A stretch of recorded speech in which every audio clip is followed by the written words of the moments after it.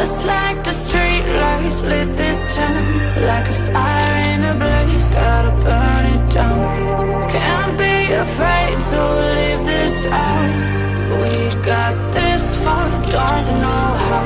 I see danger in your eyes.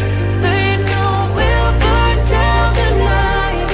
Coming just like the sunrise. You know that we're gonna light it up tonight. We're gonna light it up tonight. We're gonna light it up just like the sunrise. We're gonna light it up now.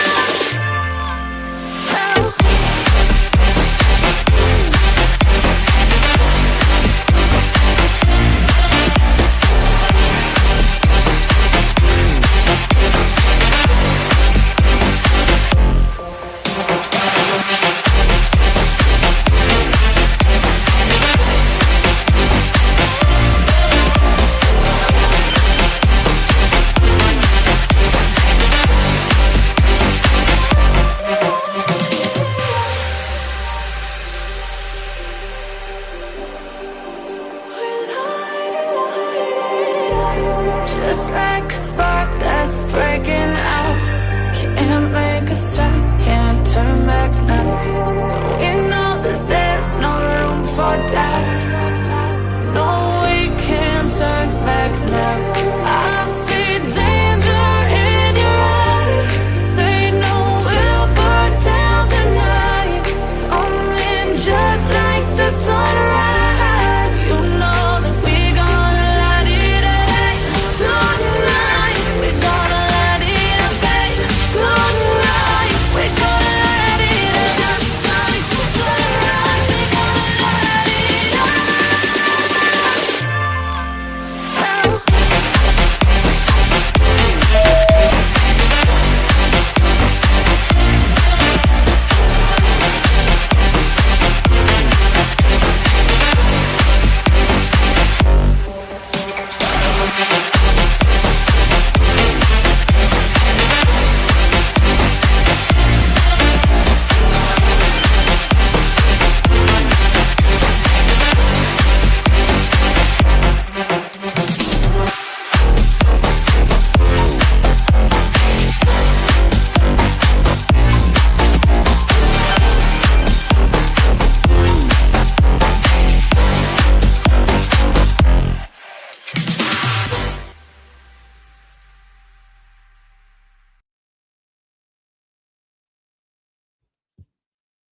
Hey, everybody. Welcome in. Welcome in. Welcome in. Welcome in.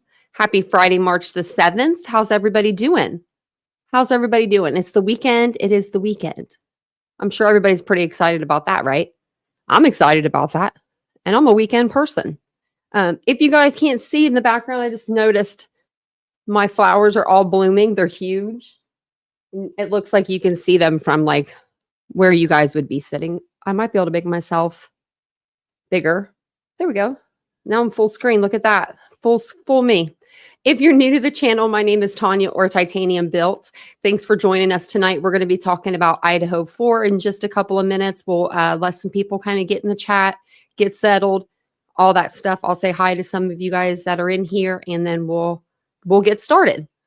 So hopefully you guys all had a great weekend or a great week. I'm sorry, it's the weekend now, and I'm going to have a great weekend. I have good faith. Wizard Wall, can you believe someone said they didn't like my intro? They said the techno music got them, and I was like, well, it's not for everyone, but you know. Hey, Mary Beth, did you fall asleep last night? Hey, Ladybug. We thought maybe you were passed out because you were probably tired from moving. You said you wasn't going to move ever again. He just breathed. Hey, Karina. How are you doing? Welcome in, everybody. And then I fell asleep, she said. I figured you just fell asleep because, you know, you've been really busy. I'm exhausted and I don't know what from. I've been going to bed pretty decent time. Last night, we got off the live so early. I didn't think about it. I just was going with the emotions, you know, like when I'm done with the live, you know, there's certain things I do after the live. I'm a very like You can like literally set your watch to me. I'm one of those people. Like I do the same thing every day, just different days of the week. But what happened was I got off our live and I went into the bedroom, took my makeup off, like went in the bathroom, took my makeup off, got ready for bed, put my hair up, took my sleeping medication, didn't even think about it. And Vince was like, it's 10:30. It was like 10:26 or something. And I was like, oh, I was like, well, I guess I'm going to bed really early tonight. I didn't mean to do that, but I did. Hey, DM. You had shrimp and fries tonight, Ladybug? I'm not a big shrimp person, but my nephew loves him some shrimp. My mom loves shrimp. She loved everything, though. She loved all food. I wish I could be like that. I always order the kids section everywhere I go, Mary Beth. Like, just did it tonight at Chipotle. I only eat like one little burrito, like the real little like tacos. That's all with like 2 toppings on it. And so, like, what's the point? What's the point? Ladybug says she only drinks when she's out for a meal. That's probably whenever when I have a drink, if I do. Unless I see family. I ain't gonna lie. If you're listening, Tony, that's the truth. That's my brother. Hey, Lenora. It's good to see everybody. I was just reading the chat as I was kind of going down.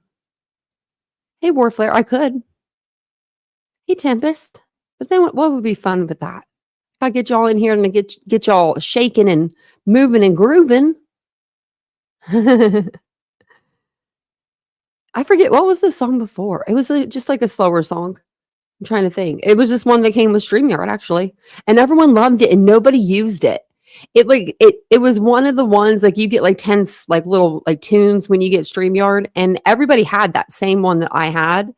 But no one ever used it as their intro. It was like they kind of knew I used it because I was so like, I used it every night for 2.5 years. So, hey, CJK. So no one else really used it. Hey, Jack. I would hear it every once in a while though on someone's channel as their background music, and I couldn't watch the channel because it would make me think I was going into my live. I don't know. It would freak me out a little bit. Hey, who did I miss? Did I miss Sarah? No, I don't think I did. I think I said hi to Sarah. Welcome in. Hey, Catherine. Jack's here. Walt. Mandy. Good evening. Oh, Tempest. How old is your little guy? Oh, hey, Ashley. She's like, I'm just listening, remember? Oh, happy birthday tomorrow, Mandy. And your daughter's 19th birthday. Happy birthday to your daughter.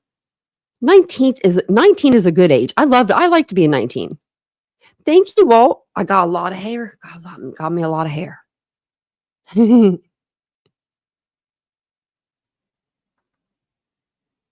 don't think my intro is too long. I usually keep it under about 10 with the music. Thank you. Your name's Mom. I love that. I appreciate that. It's store-bought or salon-bought, I guess. Hey, Beauty for Ashes. I missed my hair. I missed it so much. Hey, Kellyanne.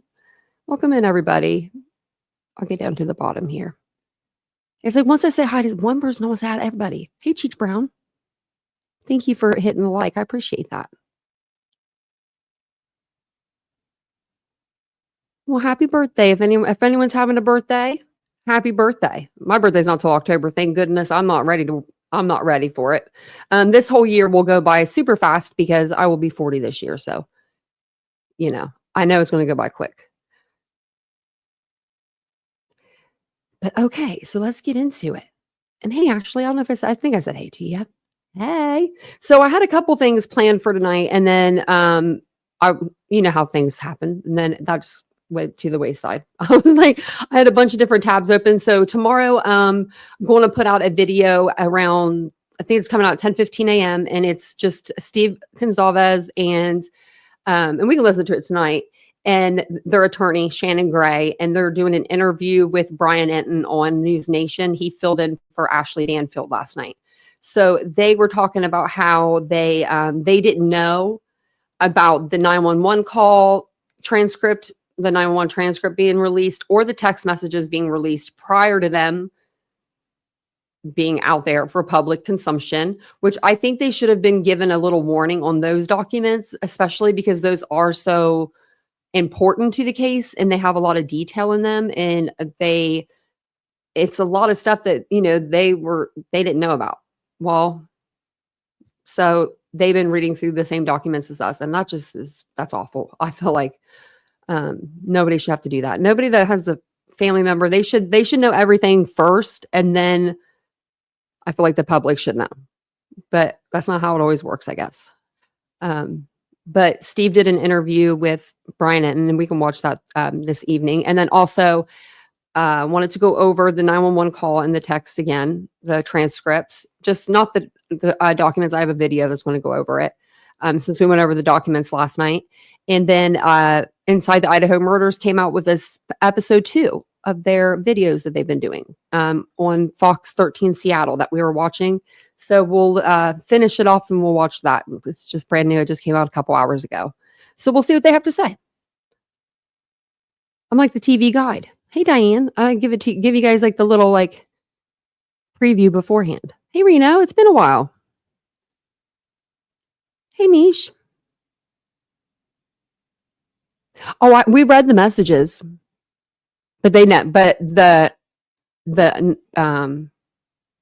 victims, they didn't read the messages. So this was just published yesterday. And it says, Bryan Kohberger case, Idaho court releases surviving roommates' text messages from night of student murders. He looks pissed there, doesn't he? He looks angry at the world. I wonder what he's thinking with all this stuff coming out, like all these new documents being released, because Bryan and his attorneys were trying to get a lot of stuff suppressed, and that didn't work. And then they came out with the autism claim. And everyone was like, kind of talking about that for a little while. And now this is some new stuff that's coming out. And so I just feel like, I feel like Bryan's probably feeling some type of way. I would be. Now, and then today they did execute the first person, in 15 years by firing squad or something like that. Let me see. I think that's what it was. I hate whenever I'm not like 1,000% sure, and then here I go. I have to look. It just says executes South Carolina for murder of ex-parents, but it was their first one in South Carolina, so they're doing it. So it was in South Carolina. I think we're going to learn a lot before the trial and during the trial, but a lot before the trial, because they're. This judge said last week in paper, or it might have been 2 weeks ago, but in court documents, that he will redact some things and he will abbreviate names and do things like that, but he's not going to allow the prosecution or the defense to redact whole like documents anymore. Like, you can redact it, but we're going to release them. So I think everything is going to slowly be opened up, and we might have this thing pretty much solved before it even goes to trial. You know how that goes. It seems like we always get a lot of information towards the end, right before we go to trial. So it says text messages between 2 surviving roommates from the home in Moscow, Idaho, where 4 university students were killed in a home invasion stabbing attack, have been revealed publicly for the first time in a newly unsealed court filing. And they did put out some more paperwork today, but it wasn't anything. It was just discovery request and stuff. So the roommates, identified in court documents only as DM and BF, appear to have been awake and discussing the possibility of a masked trespasser approximately 5 minutes after the attack. DM has previously been identified as the only eyewitness who saw the intruder, a masked man with bushy eyebrows, in the 6-bedroom house on King Road.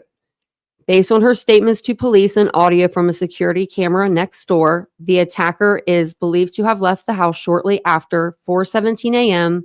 on November 13th, 2022. The attack left 4 people dead: Madison Mogan, 21, Kaylee Gonzalez, 21, Zana Kernodle, 20, and Ethan Chapin, 20. There's the infamous picture. Hey, Bryan. The filings reveal text messages that DM and BF exchanged between 4:22 and 4:24, as well as text DM sent to some of the victims before dawn and again around 10:20 a.m. Prior to the text, DM tried to call BF and 3 of the victims. None of her calls were answered. No one is answering. DM wrote to BF, according to the filing, "I'm really confused right now." And so we read these last night, but I'll read them again to you guys. Dylan to Bethany, "No one is answering. I'm really confused right now." Dylan to Kaylee, she just says Kaylee. Dylan to Kaylee, "What's going on?"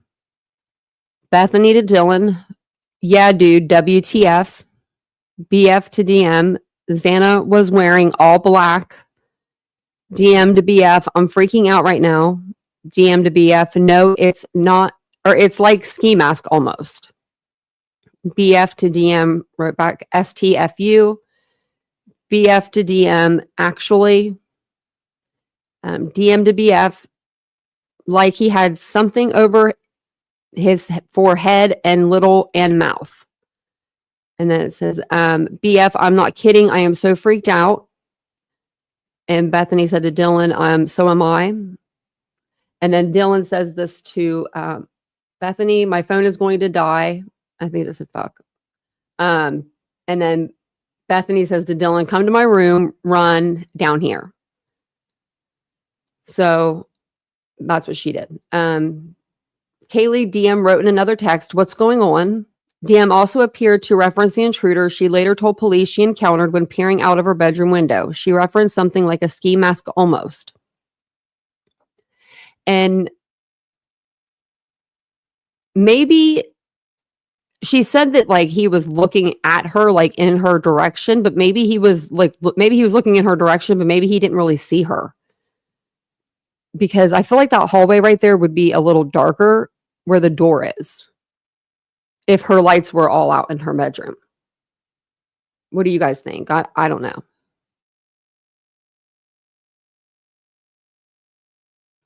Yeah, the Xana wearing all black, I'm not sure. I don't know if it was like she was wearing all black that night that, of the 12th going into the 13th. I'm not really sure. But then the next morning, Dylan sends the following text messages. And this is at 10:23 a.m. DM to Kaylee, "Please answer." DM to Maddie, "Are you up?" And DM to Kaylee, "Are you up?" And those all went obviously unread, unresponded to. And it says, like he had something over, and it says, they couldn't make out the word, "is for head and little mouth." BF urged her to run downstairs, according to other court filings released this week. DM spent the night in BF's room. An unnamed person called 911 from BF's phone around noon the next day, which was Hunter and another person with the abbreviations AE. At 10:23 a.m., DM texts both Mogan and Gonzalez, "Please answer." She wrote, "Are you up?" She then called her father around 11:40 a.m. Probably, what do I do? Now,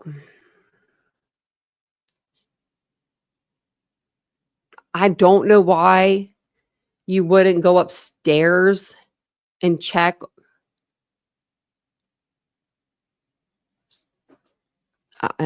I don't know. I don't know why you would call someone else in. I mean, I guess if you're terrified and you heard what you heard the night before, you're not getting a response from your roommates the next day. I guess I could do it. Hey, Squeaky.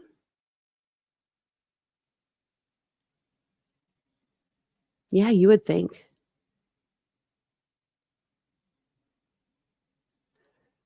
Okay.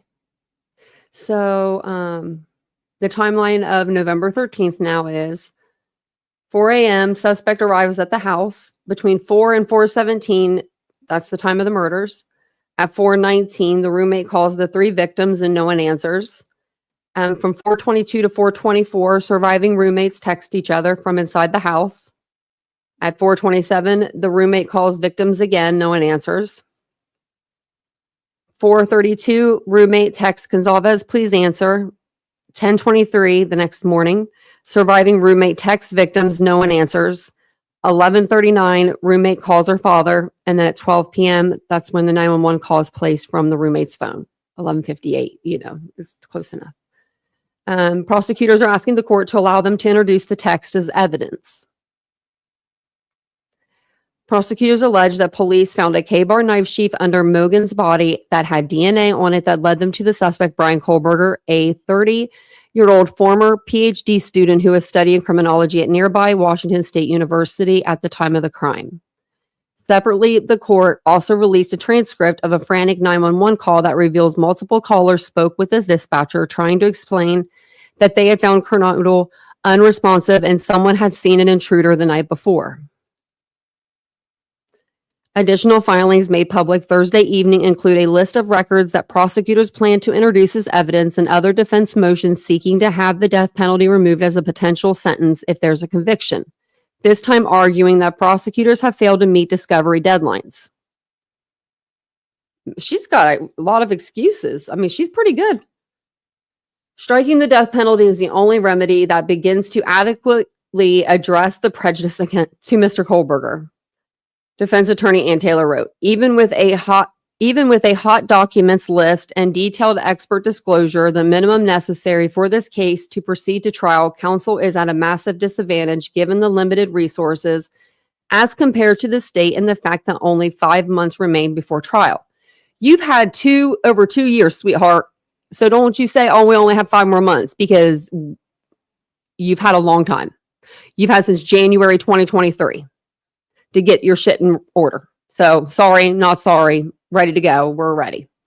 Everyone's ready but you, and Kohberger probably. The prosecution's evidence ranges from Kohberger's banking and shopping records to surveillance video on the night of the crime. Prosecutors also plan to introduce National Weather Service reports from November 12th and November 13th, 2022, which could potentially challenge Kohberger's alibi about driving around looking at the moon and stars during that time of the crime. Because it's going to show that it was foggy that evening. There was an overcast. Like, he didn't think, I would have just said, I don't know what I was doing. I mean, it's crazy to me. Anjanette Levy, though, she did a video, and I thought we would go through it. We'll pause and commentate as we listen through. But she's going to go over the 911 calls and texts that were just released, just what we've been going over. I wanted to listen to this with you guys, though, and then we'll talk about it as we go through it.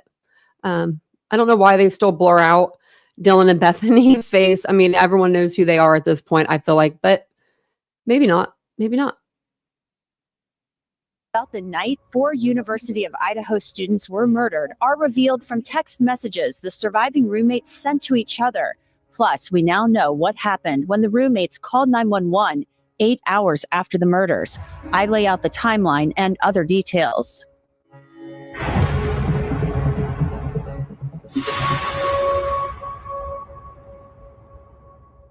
Welcome to Crime Fix. I'm Anjanette Levy. From the very beginning, there have been so many questions about what happened the night 4 University of Idaho students were murdered in a house off campus in November of 2022. 2 roommates were there and were not harmed, thankfully. Now we're getting some answers about what happened that night from text messages the roommates exchanged right after police say the murders of Maddie Mogen, Kaylee Gonsalves, Ethan Chapin, and Xana Kernodle were carried out. Now, I'm going to go over those text messages along with the transcript of the 911 call that was placed more than 8 hours after the murders. The prosecution wants to introduce those texts and the 911 call as evidence at Bryan Kohberger's trial later this year. Kohberger faces the possibility of the death penalty if he's convicted of the murders. Kohberger's lawyers are also asking again to strike the death penalty. More on that later. Prosecutors say the texts between the 2 surviving roommates, DM and BF, provide a timeline and should be allowed under an exception to the hearsay rule at trial. The 2 exceptions, present sense impression, that's a statement describing or explaining an event or condition made while or immediately after the declarant perceived it, or an excited utterance, a statement relating to a startling event or condition made while the declarant was under the stress of excitement that it caused. Now, the prosecutors say one surviving roommate, DM, was awake and texting the town's rideshare driver at 2:10 a.m. to see if he was driving that night. Then prosecutors write, from 4:19 and 7 seconds to 4:21 and 50 seconds, DM attempts to call BF, Xana Kernodle, Kaylee Gonsalves, and Madison Mogan. All of those calls were unanswered, according to the timeline laid out by police and prosecutors.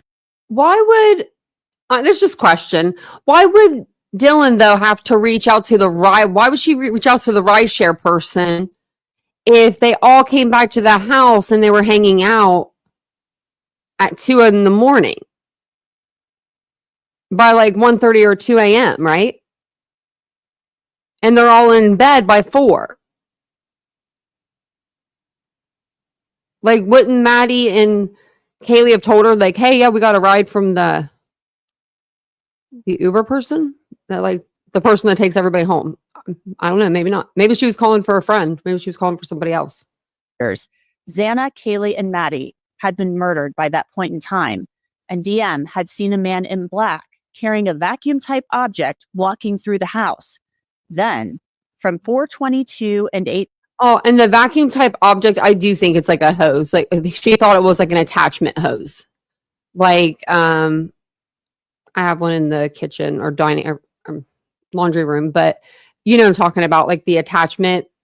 We have one for our like cordless vacuum, and it's like this big. It could look like a vacuum attachment if you're not thinking knife, if your mind's kind of shutting that off also. 8 seconds to 4:24 and 27 seconds, DM and BF sent the following text messages. DM wrote to BF, no one is answering. And then DM followed up with, I'm really confused right now. DM then texted Kaylee Gonsalves, Kaylee, what's going on? BF then sent a text to DM saying, yeah, dude, WTF. BF then followed up to DM with, Xana was wearing all black. DM then said to BF, I'm freaking out right now. DM then said to BF, no, it's like ski mask almost. BF says to DM, STFU, probably in disbelief. BF then says to DM, actually, and DM responds to BF, like he had something over his forehead and a little in mouth. DM then says to BF, I'm not kidding, so freaked out. BF says to DM, so am I. DM then says to BF, my phone is going to die. BF then says to DM, come to my room. She follows up with, run, down here. These text messages raise questions about whether the roommates may have heard more than what we've read about previously. The DM heard crying and a man saying, it's okay, I'm here to help. Then DM places a phone call. At 4:24 and 39 seconds, DM calls Ethan Chapin, and the call was unanswered. DM and BF continue to text. At 4:24 and 58 seconds, DM texts BF, I'm scared though. And BF responds at 4:25 and 16 seconds, yeah, I know, but it's better than being alone. Then there's a gap in texting and calling. The next morning at 10:23 a.m., DM texts Kaylee Gonsalves, please answer. Then she sends a text to Maddie Mogan, are you up? And then again to Kaylee Gonsalves, are you up? More than an hour later, the prosecution says there are more text messages. At 11:39 a.m., DM texted her father. Then at 11:50, DM received a text from someone identified as Jay that says, bro. At that same moment, DM calls someone identified as EA. And then at 11:51, she receives another text from Jay. Minutes later, that 911 call is placed. And at 1:04 p.m., DM received a vandal alert that was a text from the university telling the students all to stay in their homes. Now, prosecutors, of course, want to play the 911 call for the jury. The motion states, the statements on the 911 call are hearsay, but fall within firmly rooted hearsay exceptions and should be allowed. In general, testimony that is hearsay is excludable at trial. However, there are many exceptions to this rule. 2 firmly rooted exceptions are Idaho Rule of Evidence 803, present sense impression, a statement describing or explaining an event or condition made while or immediately after the declarant perceived it, and Idaho Rule of Evidence 8032, excited utterance, a statement relating to a startling event or condition made while the declarant was under the stress of excitement that it caused. Now, the 911 call was placed at 11:56 a.m. on November 13th. It confirms that a male friend of the roommates found Xana Kernodle's body. HJ located the unresponsive body of Xana Kernodle and informed BF and DM to call 911. EA was present at the time all declarants personally perceived the event, Kernodle being unresponsive. The majority of the declarations were describing to dispatcher Carolina Calvin what they were perceiving, present sense impressions. Those statements relate to Kernodle being passed out and not waking up. The declarations were made immediately after HJ discovered Kernodle's body. The world can be unpredictable and scary, so having a great lawyer really matters. That's where Morgan & Morgan comes in. The firm has more than 1,000 lawyers, and that's because they win a lot. And when I say a lot, I mean a lot. Other people, some neighbors, are apparently passing the phone around at times. A woman said on the call, one of the roommates who's passed out and she was drunk last night and she's not waking up. Another woman interrupts and says, no, we saw, while the first woman responds, oh, and they saw some man in their house last night. Yeah. The 911 call taker is trying to figure out what is going on and says, and are you with the patient? Okay, I need someone to keep the phone. Stop passing it around. One of the callers responds, can I just tell you what happened pretty much? And the call taker asks, what is going on currently? Is someone passed out right now? A female caller responds, I don't really know, but pretty much at 4 a.m. Okay, I need to know what's going on right now. If someone is passed out, that's the call taker. Can you find out? Now that 911 call sounds chaotic. The dispatcher sends an ambulance. And at one point, a woman on the call says about Xana, she is not waking up. The dispatcher says to the ambulance, multiple reporting parties on the phone advise, saying the roommate on scene is passed out and not waking up, believes she got drunk last night and unintelligible about a male being in the room with them. Another dispatcher on the line says, that one I copy about 20-year-old female unconscious trying to get further. The dispatcher then says, okay, I need someone to stop passing the phone around because I've talked to 4 different people. A woman then says, okay, sorry, they just gave me the phone. Is she breathing? The call taker asks. And then the woman says, hello? And then the call taker asks again, is she breathing? The woman says, no. Now, the woman, who is a neighbor of the King Road house, then tells the surviving roommates that they need to talk to the 911 call taker. Then there's discussion about whether a defibrillator is available. Police arrive, and then an officer says, I think we have a homicide. I want to bring in Rich Schoenstein. He is a trial attorney. So, Rich, it's interesting to me. They're filing this motion in limine for the 911 call. And we've heard 911 calls played at trial many, many times, many trials over the years. So is this pretty common to have to file that type of motion to admit something like a 911 call where you would call the dispatcher to the stand or somebody from the 911 center and they would admit that? So it's a little bit backwards because usually when I see this, it's a motion by the side that doesn't want the evidence let in to exclude that. And this seems to be a motion in advance to make sure that the evidence can go in.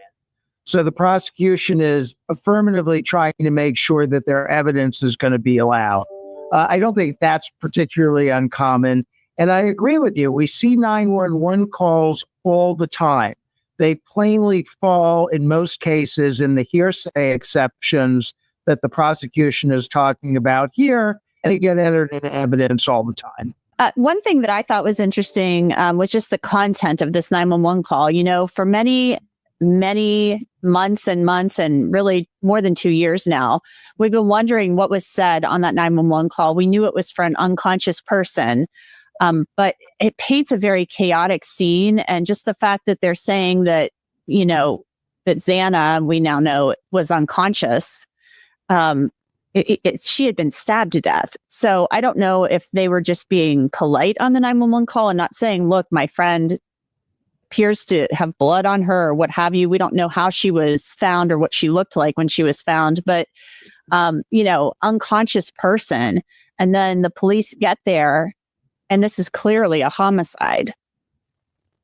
Yeah, I thought that was a little bit odd too, right? You expect to hear, oh my gosh, my friend is covered in blood or something like that. You would have expected to hear more. So it is a little bit odd the way it is described, but it is what it is. And it paints a picture of chaos, as you say, and confusion and concern. It really takes you into that house in a way that I think we haven't been inside before.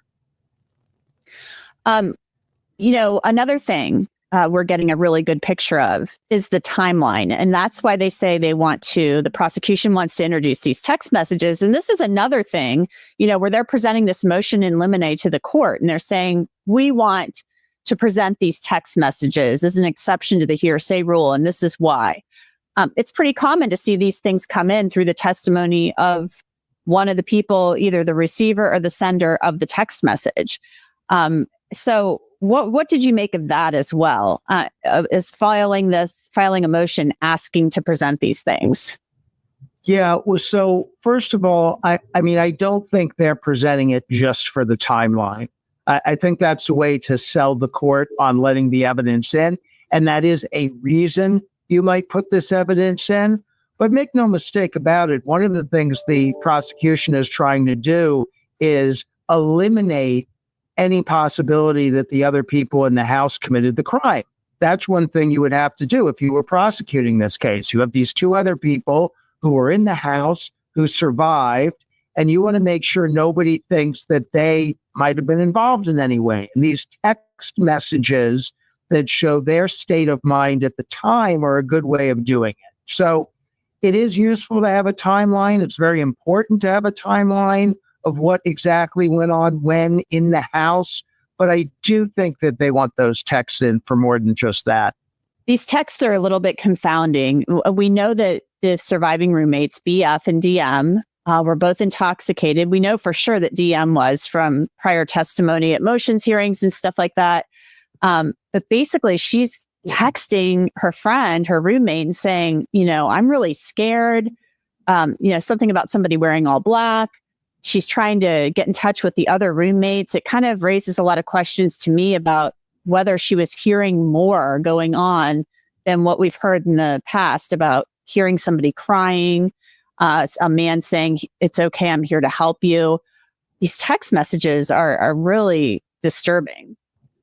Yeah, they are disturbing, and they're hard to decipher for exactly the reason you say.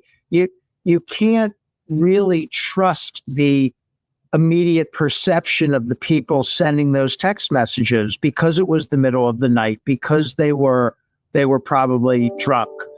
So they're not taking in information the same way they would in another condition, and they're not conveying the information. Some of those text messages, right, they're not grammatically correct, but they're also sort of in short form, and they're a lot of initials, and they're kind of hard to follow. So you have people who may not be observing events with the benefit of clarity and may not be communicating what it is they are observing in a precise manner.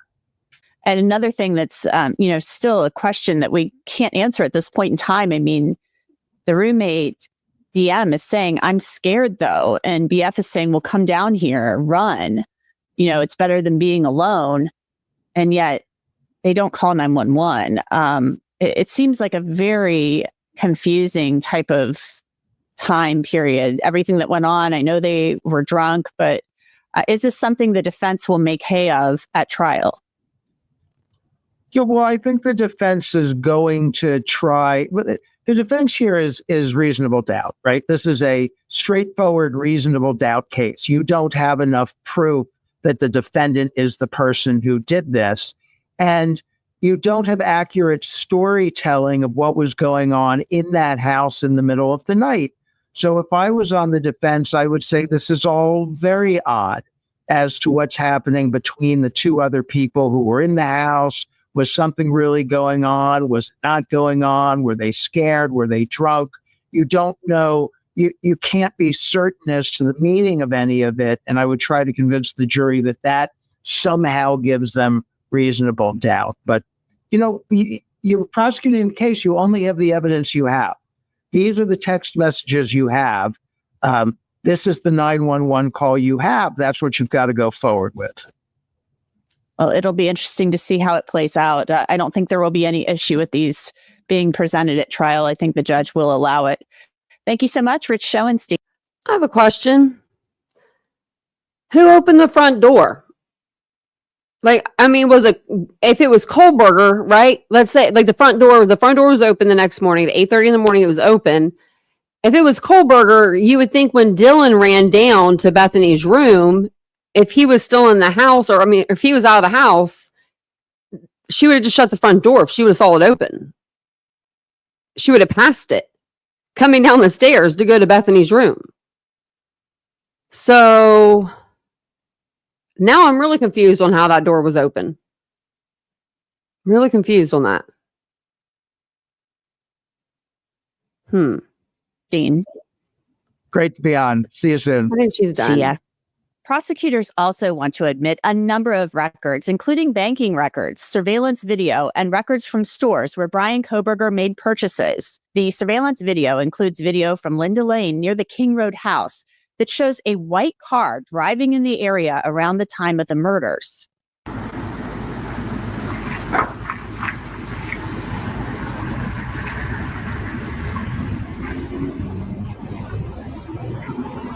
I still don't see it. I guess I could see it now a little better, but no, I still don't see it. I still don't see it very well.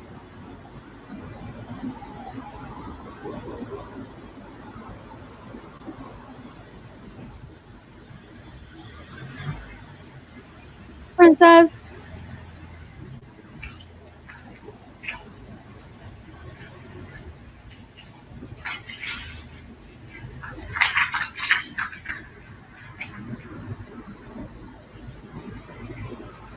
Oh, it's I think Then there are nine.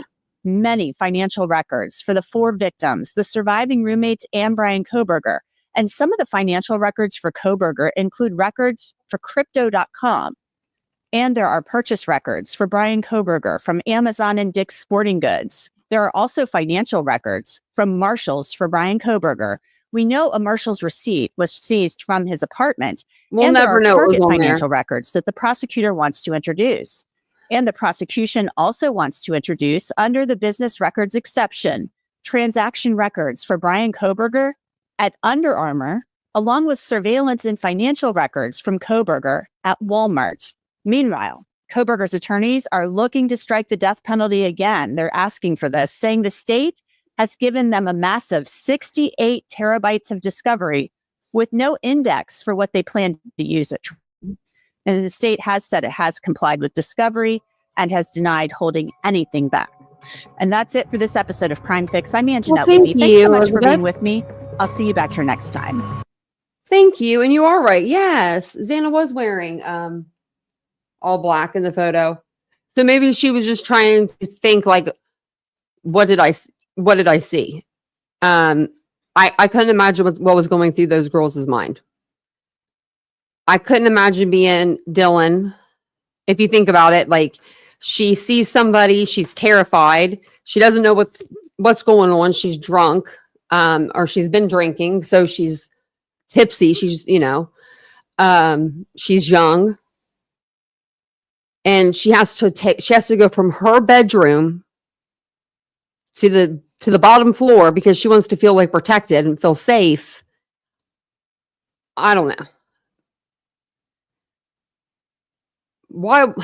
What did she go to Bethany's room because Bethany is the only one that answered the text? Because no one was answering their phones except for Bethany. That's what I'm kind of wondering. Because why didn't she try to go up to the 3rd floor? Why didn't she try to just go to Xana's room? That's where a guy was. If she wasn't aware or didn't know anything was going on with them, she thought they were okay. Wouldn't she, if you were going to run somewhere in a house, I would probably run to the room that's closest to me and the one with the guy. Like, so I don't know. This is all really funky. It's all really funky. Oh my gosh. Tennessee gal, where do you work? Not like where, but what do you do? I mean, oh, I didn't know that, Princess Elsa. That's sweet. Yeah, I think it's because no one else was answering the phone. I would have been.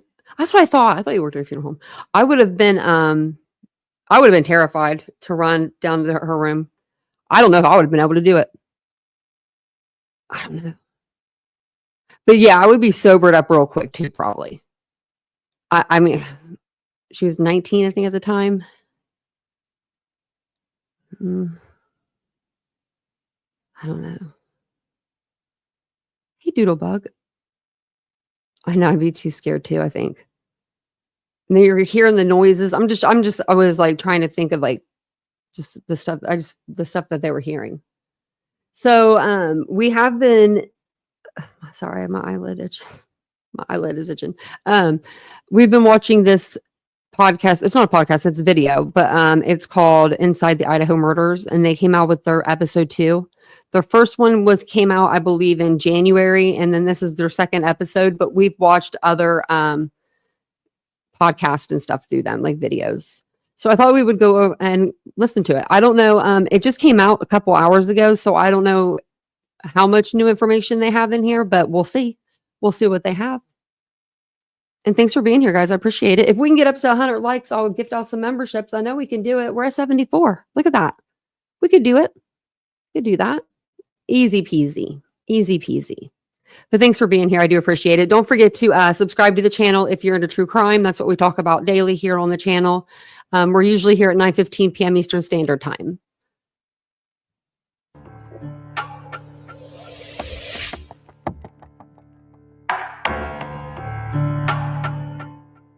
When you thread the maze of information about Bryan Kohberger and the Idaho murders, you can easily get tangled up in speculation. Like, could his criminal justice studies help him get away with murder? The answer lies partly in Pennsylvania. There are detours and dead ends, like the route cops say Kohberger drove the night of the stabbings to look at stars or hide the knife. Of the victims, Xander Kernodle, Kaylee Gonsalves, Madison Mogan, and Ethan Chapin. It's Ethan who would have graduated this May. Ethan's triplet siblings, also U of I students, will walk without him. To get through it all, Ethan's mom, Stacy, has been clinging to a thread of hope, his smile. Shiro Matsuzawa has her story. You know, moments ago, you were just showing me photos in your phone of Ethan. What was that like for you? You know, it's both. It's kind of bittersweet. It's, you know, there's so much, it's always nostalgic to go back and look at the pictures of him. And at the same time, it's always this just harsh reality that he's, you know, honestly no longer with us. What do you miss most about him? Oh, hugging him in his blue Patagonia coat. I have said, I think it's one of the things I said from the very beginning. He had this blue Patagonia coat he always wore, and I loved to hug him in it. What was it like the last time you saw him? We were at Parents' Weekend. It was the best weekend ever. Jim and I have talked about that a million times. We drove out of Moscow that day, and look at how little. We were like, you know, we've done a good job here with these kids. Stacy Chapin spoke with us at her friend's house. We bring up the things we have to talk about. 2.5 years of public attention since the murders has left her protective of her family's privacy. It's been 1.5 years since her last major interview, and there are some topics that are still too sensitive to talk about, like the night of the murders. You know, I think a lot of people are wondering just how you and your family are doing, right? I guess, how are you doing day to day right now? I honestly would say overall, we are doing exceptionally well under the circumstances. It's tough. I mean, I would be lying if I did not tell you that there's moments still, probably maybe every day, every couple of days, where it kind of blindsides you. It takes you down a little bit, and, you know, you just have to have a moment and, you know, but then you have to pull on your whatever boots I call my big girl pants, whatever. And I mean, you just have to move forward. You have to. You just mentioned Maisie and Hunter. Mhm. I mean, you were telling me off camera, you know, they're getting ready to graduate in May and their futures, you know, are starting. Yes. Kind of talk about how they're doing specifically and what's next for them. My gosh, they just amaze me, to be honest. I mean, let's be honest, triplets, they could have like literally, they could have fallen off and we would be rescuing them, but they have just persevered. May 10th. Obviously, May that's a 10th. big day Mhm. for you. Yeah. But do you also prepare, you know, I don't know if I'm prepared for it. See, you got me on that one. I don't know. It's going to be a tough day. Mm. It's a day, honestly, that Jim and I we just have to be parents that day. We have to be parents to Maisie and Hunter. We have to. It's the most important thing. They have achieved this incredible goal. Yeah, there's a silent, tough day coming. Yeah. So we were talking off camera about the trial. Mhm. I know in the past, you know, you've Adamant. said that you wouldn't attend, but now you're kind of reconsidering. Is that correct? We have been adamant about saying we would not attend. And it's funny, as we get closer to the trial, all I can explain it like I just feel this impending storm that's coming. And we're reconsidering is what I would say at this point. And you know, as the hearings get closer and more information comes out, and it's just made us rethink. You have to think about the kids who, like in our case, Ethan, who can't be there, obviously. You know, and then you have to think about, well, who's going to be there to represent him? And so we've had to have some really tough conversations about maybe we need to reconsider this. There are major logistical challenges. Last year, to get a bigger jury pool, the case was moved from North Idaho to Boise, 300 miles away or more for the victims' families. And the trial is expected to last 3 months. Then there are the emotions. Talk to me about Bryan Kohberger. When you hear his name, I can't even say his name. I don't. That's sad. is that something that you're also That's really sad. weighing into your consideration? I mean, you'll have to see him. Yep. Because the thought of that is tough, sitting in that room. Yep. How do you even prepare for something? I have no like that? idea. I honestly don't know. How do you prepare for that? If anybody has an answer out there who watches this tonight, let me know, because I don't know. I honestly don't know.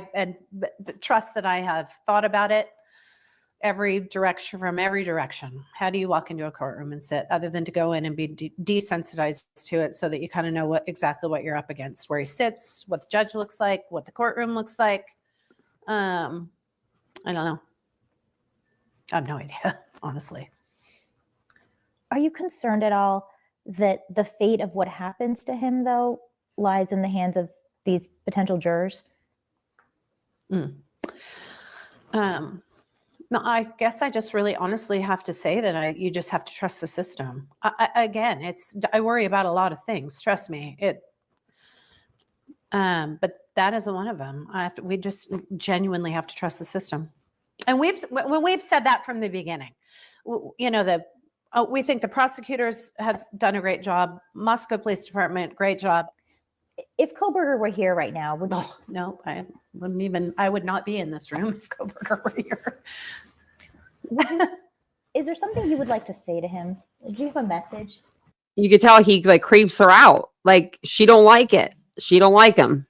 Like whether he did this or not, she doesn't like him. She doesn't like the way that he, like the feeling that he gives her is one of those icky feelings apparently. And she ain't the only female that's done that with Bryan Kohberger. His Tinder date thought the same thing. And I don't know if you can hear what sounds like Chewbacca in the background, but that's my dog. She's being crazy. No, nope. If he gets sentenced, a state of Idaho has impact statements, and maybe we'll all say something at that point. But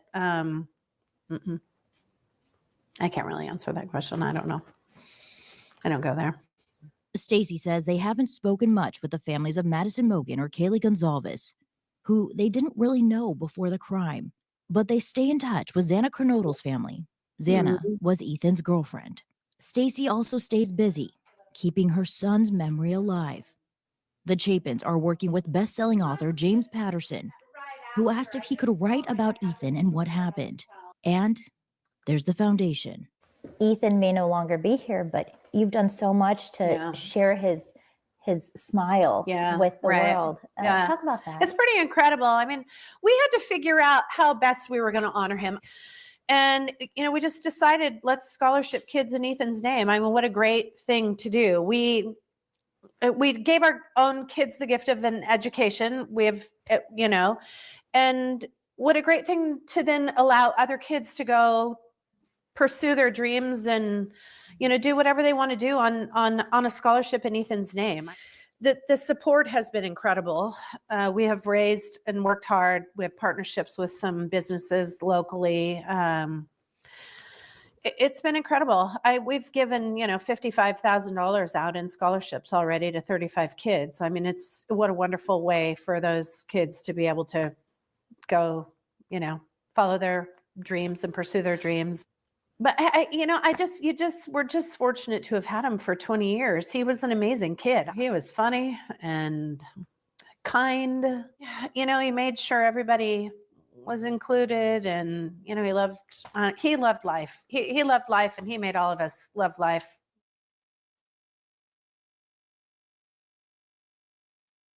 Up next, mapping Bryan Kohberger's DNA gave police their big break in the University of Idaho murders. Mapping the route Kohberger allegedly took that night gave them evidence that could convict. We retraced the drive that cops claim was off the grid and over the line.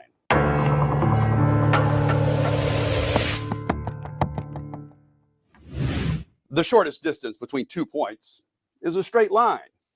But the trip Bryan Kohberger allegedly took the night of the murders is full of unexpected twists and turns, just like the case itself. What really happened out there on the back roads and side streets will be fought over at trial. But one thing's for sure, people who know Kohberger say he was never the same afterwards.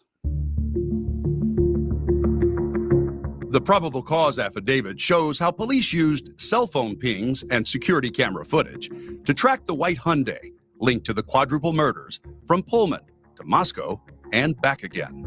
What sticks out is how roundabout the route is, including an unnecessary detour down miles of deserted back roads.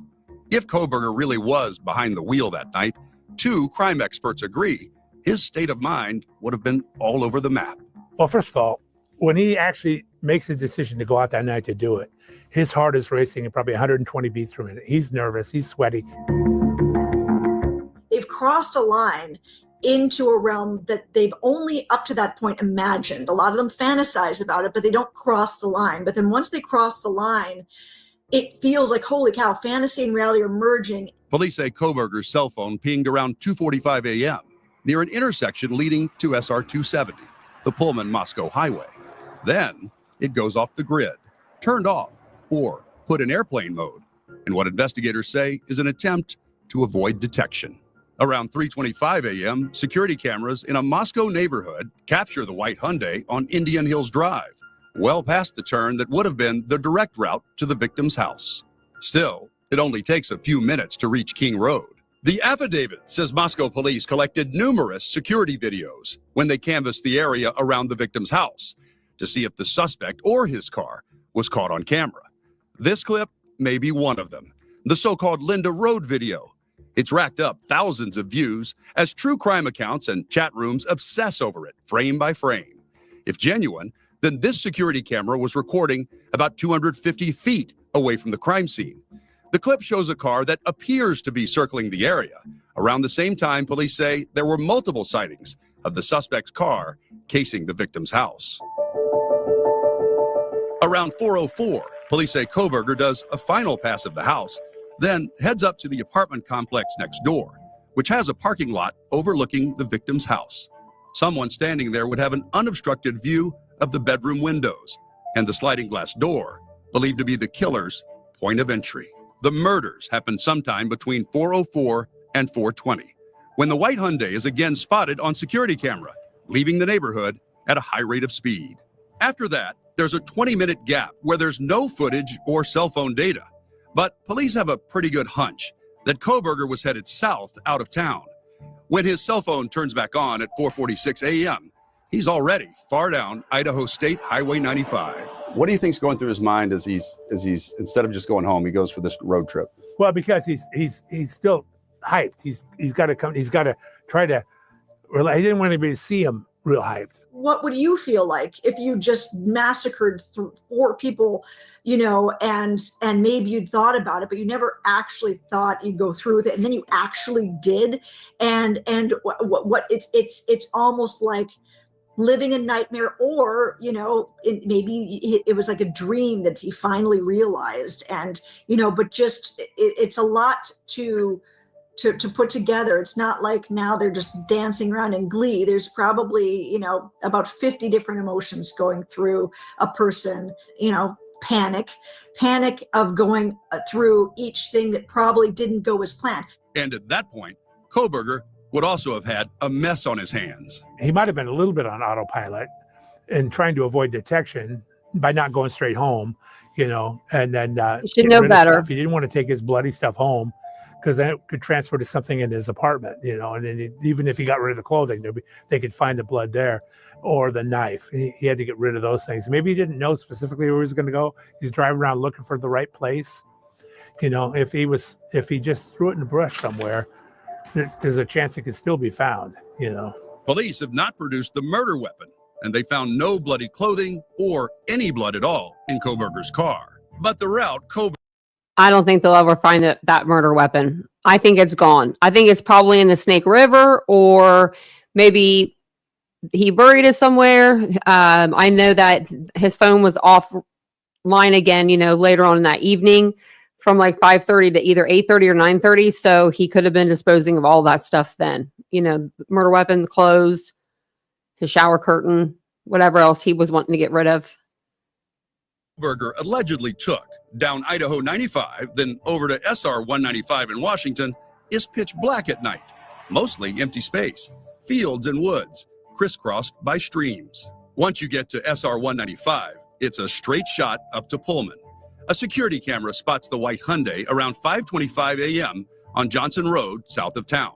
Then it's seen again on multiple WSU campus cameras in a line to Kohberger's apartment. He's home by 5:30 a.m. From there, we know Kohberger continued attending lectures and teaching classes as usual through the end of the semester. But people notice he's acting different. Usually people, once they kill for the first time, there's a level of PTSD that occurs, and a replaying of everything over and over and over again. I know that people mentioned that they saw him afterwards and he seemed totally frazzled.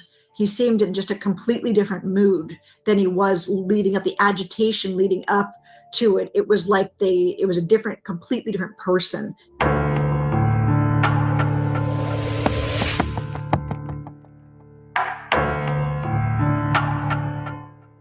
Up next, when a criminology student turns criminal. Does it make you 100% better at what you do? Does it make you 100% more successful? Can you still make mistakes? What did Bryan Kohberger really learn at school? You can. His alma mater is breaking its silence.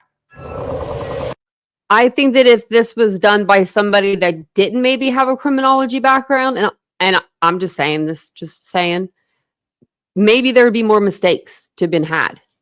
You know, leaving a knife sheath with your touch DNA on it is bad. That's pretty bad. But if that's all that's there really of your DNA, and you unalive 4 people with a knife, I think that's pretty decent. You know, seeing the fact that most people will like cut themselves on the knife, and then, you know, they'll leave that trace of evidence or biological evidence there too. So chosen, look at that, member for 12 months. Thank you for being a member for so long. Yeah, and that guy was rude. He was so rude. I was like, I look up stuff before I say something. Like I didn't look up and put in here, when did they demo 1122 King Road before I ran my mouth? Because I knew it was like at least a year. I was going to say 2. So I was really going to run my mouth. To go inside the Idaho murders, you have to go outside the state to DeSales University in Pennsylvania, where Bryan Kohberger got his master's in criminology in 2021. But was he studying to catch criminals or become one? DeSales University, in response to our questions, issued new statements. AJ Janaville shares what he learned. There's another crime scene house connected to Bryan Kohberger, some 2,500 miles away from where the 4 University of Idaho students were murdered. Is this what we already watched? Hey, we watched this. DeSales University. Okay, wait a second. Hold up a minute, Fox News 13. Are you watching me? Are you watching? No, we just went over this the other night. Remember, I didn't play the audio because it was like music, and I was afraid that we would get clipped for the audio. But we played this whole video. Yeah, we did. University showcases the crime scene house on Taylor. I just haven't seen anybody else actually go over the crime scene house for DeSales University before. Drive, and it's hands-on training for students considering a criminal justice degree. The faculty includes leading experts in the field, and there are internships created specifically for DeSales students at the regional forensic lab, area police departments, and the local coroner's office. So when you hear Kohberger studied under Dr. Catherine Ramsland at DeSales, who is considered one of the nation's leading authorities on serial killers, and that part of his coursework included a survey asking criminals how they planned their crimes and how it felt to commit them, it might give you a real Dexter moment. Showtime's fictional crime scene expert who doesn't just solve murders, he commits them too. With Kohberger, it's easy to start asking yourself, did this person really want to be a member of law enforcement? Or was this just the safest and closest way they could get to whatever kind of demons or fantasies that they had been fighting for decades that then eventually came to this? But that would be a gross misunderstanding of what criminal justice really teaches students, according to crime experts and academics. Mary Ellen O'Toole is both. So forensic science is based on the natural sciences. So our students study things that include physics and math and chemistry and biology. It's a science degree, and they're trained to use science in their evaluation of crime scenes. Criminal justice is a social science. It's a great degree, but it doesn't require the types of natural sciences that a forensic degree requires. Dr. O'Toole is a former FBI profiler who now heads up the forensic science program at George Mason University.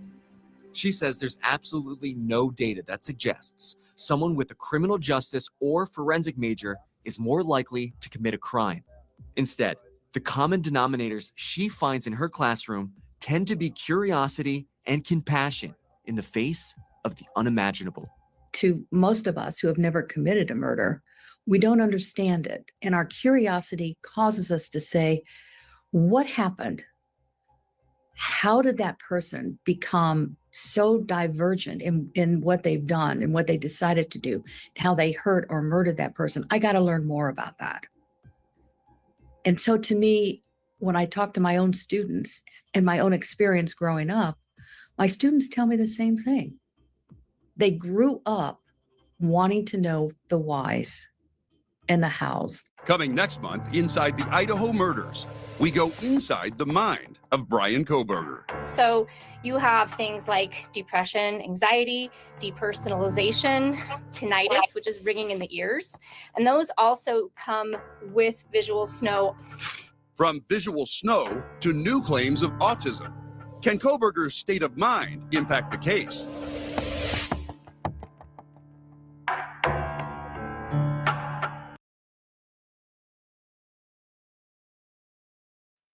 Sorry, I thought I was unmuted, but that was the end of it. It says episode 3 coming in April. So apparently it's going to be like an episode a month. They're also doing episodes where they're just like talking through the evidence, and they have those on podcasts throughout these videos. I think we're on like the 4th or 5th one of those. So I was looking through these pictures that I had of the homicides and like everything like related to. But I can't find anything of Dylan's room yet. So we can kind of go through these together. And then if you guys see anything, let me know. Look, and okay, isn't this Maddie's table, this white table right here? Like, how were they able to take that out? If that was the table that was right beside her bed. I've always wondered that. Okay. Because I know that there were pictures of Dylan's room. Might not have it. We may have to get creative and get on like their social media or something, like the old ones.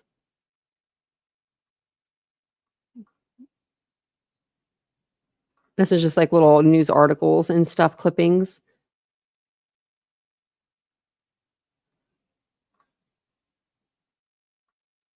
His extradition hearing.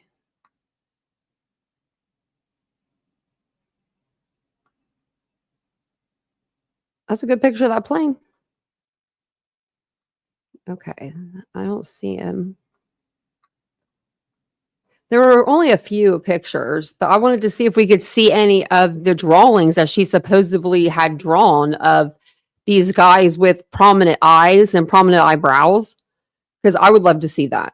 I would love to see what they're talking about when they say that there was like drawings on her wall or something, or found in her room. I would like to know.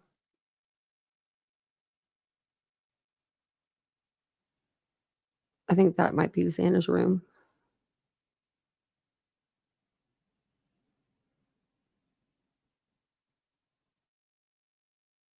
Oh, yeah, that's all of them. So, okay. We went through all of them. I went through a bunch before. Shoot. Hey, Brandywine. Thanks for being a member for 5 months. Look at that. Oh, I was going to gift out memberships. I just forgot. I went over there to do it, and then the thing came off. So I'm going to go gift them out. I think we're about there. We're about to 100. We're like, what, 96? Look at that. We could do it. We could do it. Okay, I'm going to go ahead. I'll gift some out. Just got to figure out how to do it. And then we'll gift some out tomorrow night. Friday, Saturday. How about that? CJK, the BK fan club is making their rounds lately for the Into Idaho chats. Yeah. If anyone knows of any, let me know, like, thank you, Raven. Let me know who you guys like go to watch true crime, because I need some new places. I don't really know where to go. I'm like, I don't know where to go. It seems like everybody's focused on like, I don't know, like one case right now. And I don't know. I like watching more than one. Oh, introducing yourself to the neighbors, Mary Beth. Uh-oh. Take them over some cookies. I bet you she probably has something good. Grizzly, yeah, that's a good one. See, I forget people. That's why I asked you guys, because I'm like, who y'all be watching? Because there's too much drama. It's just too much. And I think that like, I don't know if this is like how true this is, because I could be making this up. But I wonder if like, so my algorithm for my channel, I wonder if my channel and me, like I like watch my YouTube through my channel. I wonder if I'm watching drama stuff, right? If I'm watching that, if that's going to put my channel into that mix, or if that's separate, like your viewing and your channel, if that's two separate things, I don't know. So I'm like just wondering, because I don't see a whole lot of true crime people like up on my For You page. Like I watch like Michelle After Dark and stuff. Michelle, is that yeah, and Michelle Walks and stuff. There's people that I do watch, but like there's not like a whole lot of new people that come up on my feed, I should say. Like no one new. I feel like there should be somebody. True crime and other stuff. No pilot though, like the olden days.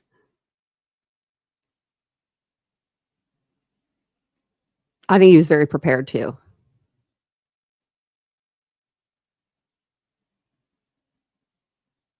Yeah. Yeah, we do that. Wow. I don't know what's wrong with people. People go too personal on this app, you know? Like they really do. Oh, this prosecution, Jack, this prosecution is like totally Bill Thompson's been sitting back like this for months. And I've been wondering, I'm like, he has something up his sleeve. And we now know. Yeah, I do watch Lauren's channel. I haven't watched her in a little while, but that's a good one. True Crime Web is a retired cop. I never heard. True Crime Web. I like that. Where's my pen? I have like a whole little caddy right here. Just gotta get my hand back there to get it. I was going to go in Drunk Turkey's chat last night, actually, and then I didn't. And I should have. Because he was going over Idaho, and I was like, oh, look, he's going over Idaho. I should go in there, say hi. But I didn't. How's he doing? Does anyone know, actually? I should have went in there. I forgot about his dog. Hope he's doing okay. Hey, Tish. I feel bad now. I should have went in there and said, hey, buddy. Web Sleuths is a good one. Court TV. Yeah, I like Court TV. I love Dateline. I like watching those kind of shows. I just haven't watched one in forever. I haven't watched Dateline since Idaho 4. When we were coming back on our plane from California. That was like a year and a half ago or something. That was forever ago. But we always leave LA at like 9 p.m. We take like a red eye out. I don't know. It's always late. It's always really late. So we watched it. We did Dateline or 2021 of those two was on the plane. I was like, I need the internet. Yes, Roxanne, everything. Yeah, I thought about doing a Sebastian live, just doing the facts of the case. But I don't know. I get exhausted just even thinking about it. It's really sad. It's because of the drama. That's the sad thing. It's the only person it's hurting is Sebastian. It really is. It's causing creators that would get the facts out there, get his name out there and his picture out there. It's getting those views away from those channels that would do that and putting it into the hands of people that aren't doing that, aren't putting his picture out there. Even if you're doing a drama stream, prop his picture up at least. I mean, you're going to do a drama stream anyway. I'm not going to judge anybody. I mean, I think we can all judge each other at this point anyway. I mean, it's been a little crazy out there over the last year. It just seems like over the last year, just, yeah, Providing Evil. I think I've heard of him before. I think I watched him. It is heartbreaking. Hey, SSD. Have a wonderful weekend. First 48 is so good, Tish. Now, I used to be addicted to that show. I watched every episode for every season for like the first probably 16 or maybe more. I don't even know what season they're on now. But I mean, it was to the point where my mom was like, can we watch something else? Because it was after my accident and I would just always be on there. I do Icamel. I haven't done Pascal in a while. Stephanie Harlow, yeah.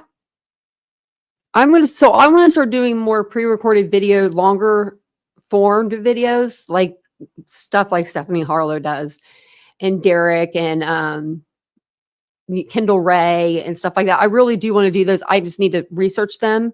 I've got everything I think to film them now because I want to edit them. So I just have to learn how to edit the videos. Basically, I can edit on my phone.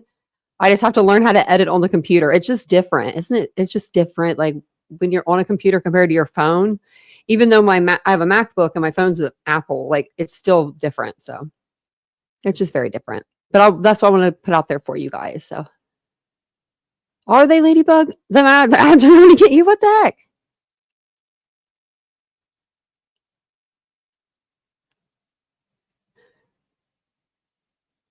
I didn't touch anything. I mean, yes, Plunder is good. I haven't seen her. I haven't watched her in a while. I watched her a lot during Kylie Rodney's case. And then I did watch like a couple of videos when she did with Maddie Soto. But other than that, that's all. Hey, Jack.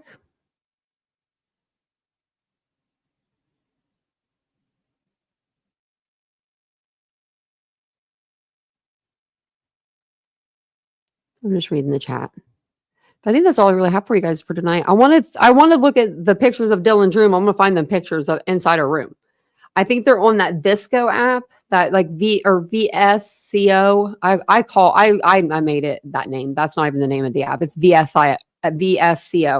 I still have the app on my phone. Actually, I got the app for to look at pictures of them on there and like figure out. I wanted to know how the app worked, and so I still have it. But let me know if you guys are doing anything fun this weekend. We have some cases to cover. We have some updates. Nancy Grace put out a video on the Kansas Chief fans, the ones that froze in the backyard. She put out a video tonight. I was going to go over it tonight and then I didn't. But maybe we'll go over that tomorrow. If you guys are interested, I could put a poll up. And if not, we could do Idaho. Dane is still out there missing. There's really nothing new to report. They're searching the river. And I think that there's not like a lot of hope that he's going to come back alive. But you never know. Miracles happen. Miracles do happen. So we can only hope and wish and pray for the best for him. And is there anything else? Any other cases I wanted to say anything about right now? No, but I know that we need to do updates on some of our other cases, but there's really just like no updates. It's weird. Everybody's just sitting in jail right now. Like basically waiting on trials to start. And then, yeah, I think that's all that I got for you though. I have to see if there's anything. I like to go to X to see if there's anything on there, but I don't see anything.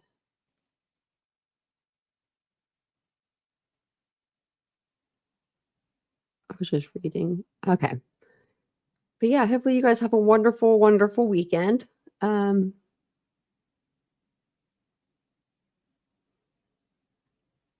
Somebody's on there making fun of Betty over on Twitter. Caught my attention. Yes, CJK. It's okay. So it was like it's never like, I mean, it's been too much. It's been too much. Like going back and forth. Like literally, people are just playing each other's streams. They're not producing content. They're not doing nothing but going after each other. And then they're taking these people under their wing that have been done wrong by the other party. But then when it starts to get tough, they don't want nothing to do with them anymore.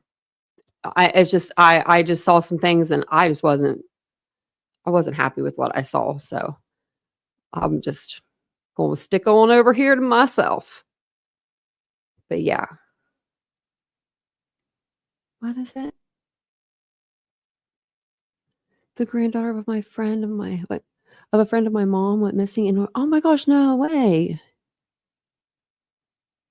I didn't get to see the press conference today. No, I was trying to look it up and I couldn't find it. We did. We went over the Casey Anthony stuff. Yeah. Did you see the Nancy Grace podcast or interview she did? She was mad. She was big mad. Yeah, I hope she's found safe.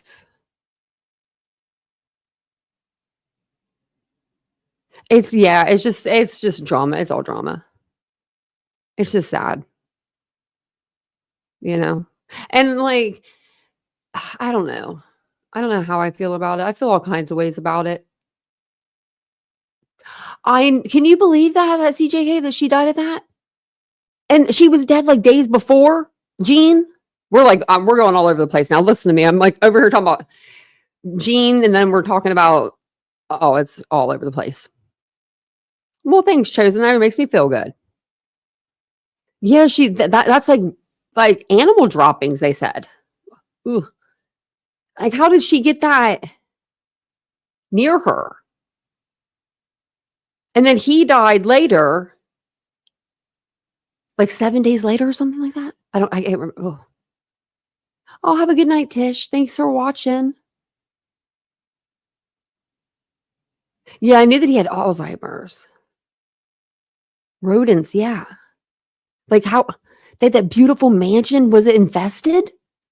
Because when you saw pictures of the inside of it, it didn't look like it, but it could have been. It could have gotten like that over the years. We could have been seeing pictures when they first moved in or something. You know what I mean? We don't know. Like, I couldn't imagine having Alzheimer's. I couldn't imagine my loved one having Alzheimer's. That scares me. Losing my mind scares me. Like that's what scares me the most. That and heart problems, because I don't know nothing about the heart. Didn't hurt that in my car accident. So you know what I mean? I don't know a whole lot about that. I always got to go to you guys. One of my questions. I think he died from a broken heart too. I was going to say that. I was going to squeak. I was going to say that. I think that he died from a broken heart too.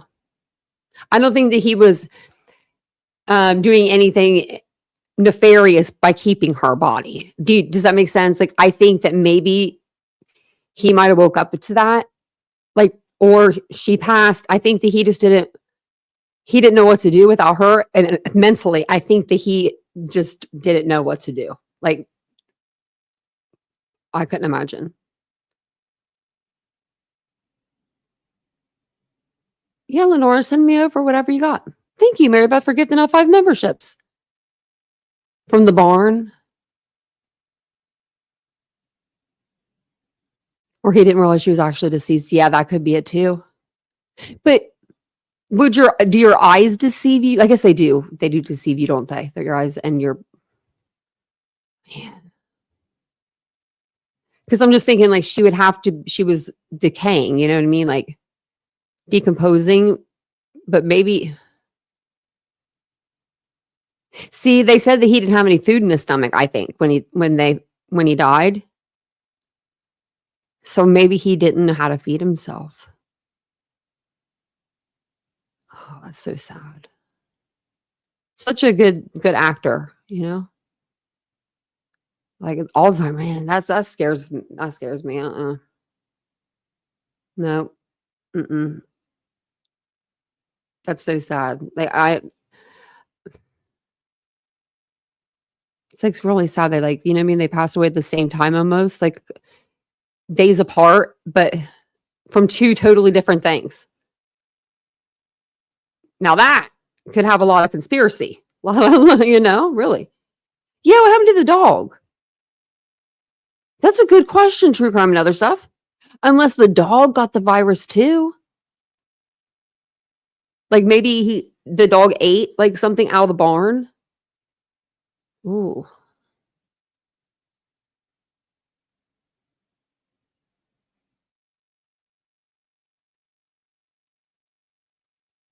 Yeah, maybe. Oh.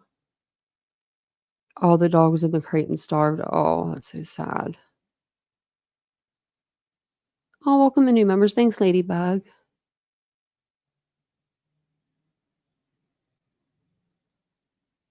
Okay, I'll look at my email.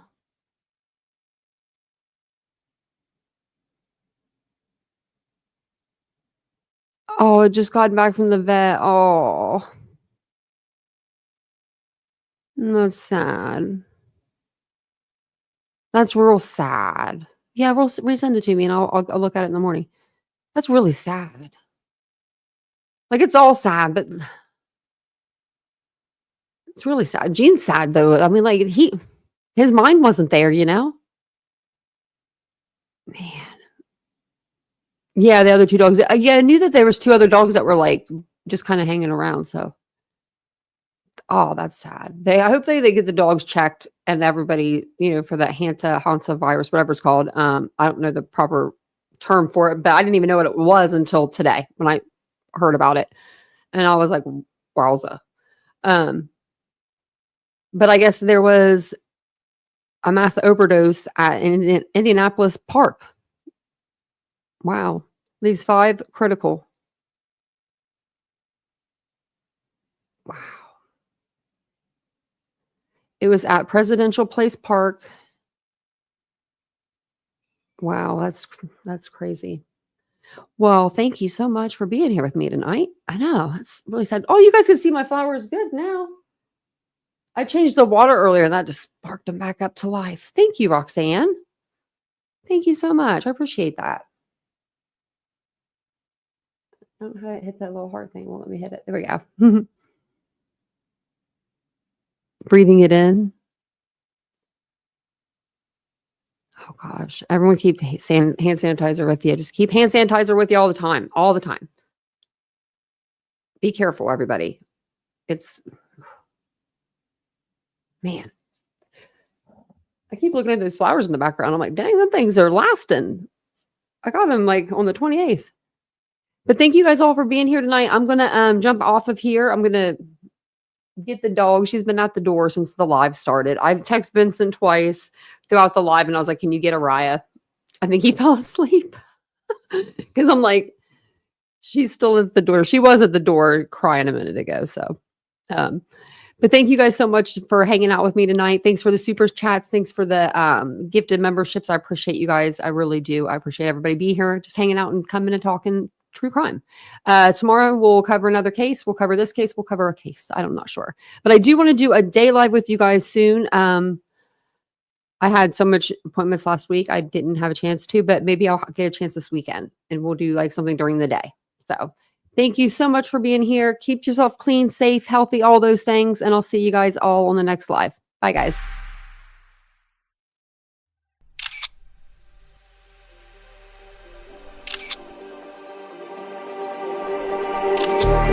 Just like the street lights lit this town, like a fire in a blaze, gotta burn it down. Can't be afraid to leave this out.